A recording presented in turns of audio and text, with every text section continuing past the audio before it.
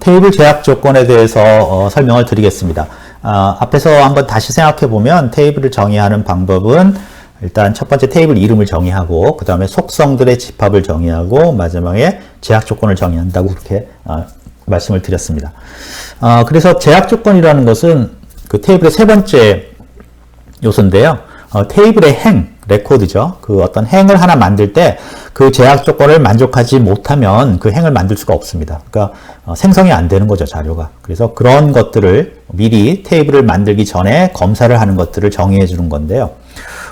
예를 들어서 이미 우리가 제약 조건을 하나 정의를 했습니다. 예를 들어서 자료형도 제약 조건의 하나죠. 왜 그러냐면 예를 들어서 내가 인테저라고 정의를 해놓고 거기다가 실수를 값을 집어넣으려고 그러면 이 데이터베이스가 못 넣겠다고 하죠. 제약 조건입니다. 그것도. 그래서 그런 제약 조건, 데이터형도 어떻게 보면 제약 조건인데 그러한 제약 조건, 명시적 제약 조건을 또 더 추가를 할 수 있습니다. 그래서 다양한 제약 조건이 있는데 그것을 이제 설명을 드리겠습니다. 첫 번째가 이제 기본 키 제약 조건입니다. 기본 키라는 것은 키를 정의한다 그렇게 생각하시면 됩니다. 프라이머리 키. 보통 뭐 좀 더 추가 설명하면 캔디데이트 키라는 것도 있습니다. 말을 만들어낸 건데요. 캔디데이트 키는 키가 될 수 있는 것들. 그래서 그 중에서 하나 고른 게 프라이머리 키. 그래서 이제 우리가 프라이머리 키란 말을 쓰는데 사실은 그냥 키라고 생각하시면 됩니다. 키. 그래서 기본 키라고 보통 말하는데요. 기본 키는 속성 중에 하나입니다. 우리가 사실 기본 키는 엔티티 릴레이션십 다이어그램에서 배웠죠. 그 키입니다. 그래서 기본 키는 그 기본 키 외의 속성을 결정할 수 있는 겁니다. 그리고 기본 키는 그 엔티티 내에서 모두 값들이 달라야 돼요. 그죠? 그래서 이런 기본 키가 되면 어떻게 얘기를 하냐면 기본 키 속성이 다른 모든 속성 값을 기능적으로 결정한다. 이렇게 표현을 합니다. 이게 무슨 얘기냐면 예를 들어서 스튜던트 테이블에서 name이라는 값을 키로 잡으면 안 됩니다. 왜 그러냐면 이게 이 name이라는 키가 다른 것들을 결정하지 못하거든요. 다른 속성 값들을 기능적으로. 무슨 뜻이냐면 제가 여러분들한테 출석을 부를 때 이름을 가지고 부르면 어떤 경우가 생깁니까? 결정을 못하는 경우가 생겨요. 이게 누군지. 무슨 얘기냐면 한 반에 이름이 다 다르지 않을 수도 있잖아요. 그래서 어떤 학생 둘이 또는 세 명이 이름이 같다. 그럼 내가 이름을 딱 부르면 세 명이 다 손을 들잖아요. 누군지 몰라서. 그러면 안 된다 이거죠. 항상 내가 뭔가를 부르면 어떤 속성인가를 결정을 하면 이름을 부르면 예를 들어서 이름을 결정하면 다른 속성들 그 사람 자체 전체를 결정을 해야 되는데 그렇게 못한다는 얘기죠. 그래서 예를 들어서 제가 근데 SID 학번을 결정을 하면 부르면 그거는 항상 한 명씩 결정이 되죠. 누군가 다른 속성을 기능적으로 결정한다 그렇게 얘기합니다. 그런 속성을 우리가 키라고 그러는데 그 키를 명시적으로 정의를 할 수가 있습니다. 그래서 보통 프라이머리 키하고 가로 열고 가로 닫고 거기 아래 그 create table 문이 나와 있죠. 그래서 create table DPT는 테이블 이름이 되겠고요. 가로 열고 이제 속성 이름이 두 개가 있습니다. DID, DNAME. 그리고 거기에 세 번째 primary key하고 가로 열고 속성 이름을 적었습니다. 그러면 바로 DID가 뭐다? 프라이머리 키다. 그래서 얘는 어떻다? 중복된 값이 오면 안 되고 이 값을 하나만 결정하면 이 레코드, 행 자체가 하나만 딱 결정이 된다. 그래서 이런 걸 프라이머리 키, 기본 키 제약 조건이라고 그러고요. 이 키 제약 조건에 걸려있기 때문에 만약에 제가 디파트먼트에 이름이 똑같은 두 개를 넣으려고 그러면 안 되겠죠. 그럼 넣을 수가 없게 되는 거죠. 네.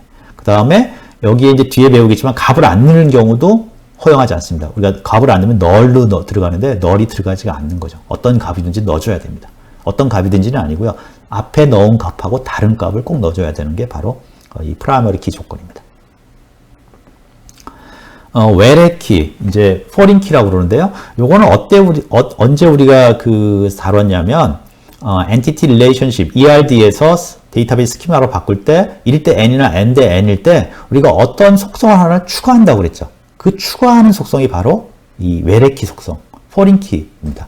아까 FK라고 적혀 있었죠. 그래서 그 foreign key는 어떤 거냐면 이 속성의 값은 기존에 어떤 다른 테이블에 키값 속성에 있는 값 중에 하나만 와야지 거기에 없는 값이 오면 안 된다 이거죠. 그런 걸 우리가 그 레퍼런셜 참조 무결성, 레퍼런셜 인테그리티 참조 무결성이라고 합니다. 그래서 그거 다시 한번 보면은 외래키 혹은 참조키라고 하는데요. 외래키, 참조키. 다른 테이블의 기본 키와 연결하기 위한 속성이다. 그렇게 했죠. n대 1에서 다른 키의 기본 키 값을 가져왔죠. 해당 기본 키와 같은 자령을 가져야 되고 해당 키의 값 중에 하나를, 기존에 존재하는 값 중에 하나를 가지고 와야지만 된다.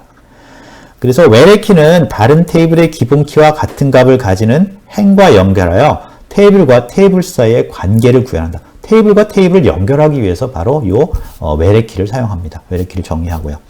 그래서 그런 위에서 말한 외래키, 다른 키 속성의 값 중에 하나를 그 외래키의 속성으로 가져야 된다는 걸 참조 무결성이라고 합니다. 참조 무결성. 그래서 그 예를 이제 볼 수가 있는데요. 참조 무결성을 보면 여기에 보면 이제 스튜던트 테이블 하고요. 스튜던트 테이블을 하나 만들었고요. 그 다음에 그 스튜던트 테이블을 정의할 때 DPT라는 속성은 DPT 테이블의 DID, 그러니까 DPT 테이블의 키 속성을 레퍼런스 한다고 이렇게 적었습니다. 바로 이 부분, 빨갛게 테두리를 친 부분이 참조 무결성, 레퍼런스 인테그리티를 정의한 부분입니다. 이렇게 정의를 해서 테이블을 만들면, 스튜던트 테이블을 만들면 만들고 나서 스튜던트 테이블을 한번 입력하면 에러가 생겼죠. 그 바로 아래 단계. 그래서 스튜던트 테이블에서 테이블을 넣었는데 거기에 DPT 값을 A2라는 걸 넣습니다. 근데 왜 에러가 생기냐면 바로 참조 무결성을 지키지 못했죠. 왜 그랬냐면 거기 가서 디파트먼트 값을 한번 열어봤더니 디파트먼트 테이블의 값을 셀렉트 해봤더니 DID 값이 A가 없어요. CIM이 밖에 없어요. 그러니까 없는 걸 넣으려고 했기 때문에 문제가 생기는 거죠. 이걸 해결하기 위해서는 먼저 어떻게 합니까? 디파트먼트 테이블의 AE, 에어로스페이스 엔지니어링이라는 DID를 넣은 다음에 그 다음에 요 인서트문을 집어넣으면 스튜던트의 인서트문, A를 가진 인서트문을 집어넣으면